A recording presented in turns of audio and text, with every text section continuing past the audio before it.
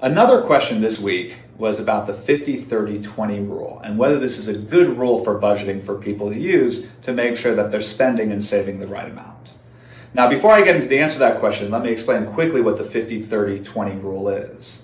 Senator Warren and her daughter wrote a personal finance book that popularized this rule by basically saying that people should put 50% of their budget into needs,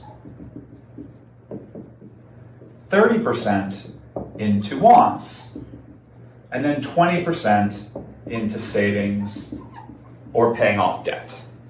And this is a good set of rules for a number of people because it turns out there are a lot of mistakes that people make when budgeting. And the biggest mistake is confusing needs and wants. There are bills that you have to pay or else you'll have a material impact on your life and your livelihood, like the rent, like the electric bill, etc. Not confusing these things with wants, like wanting to go on a great summer vacation or go visit your friends over the holiday break, is really important because first and foremost, you have to cover your needs. And so having a framework to do that helps people avoid that mistake. Also, of course, people tend to undersave, and well, Senator Warren points out that you can either direct this money towards savings or paying off debt. We all know that we all could save a little bit more of our money and we'd be better off financially.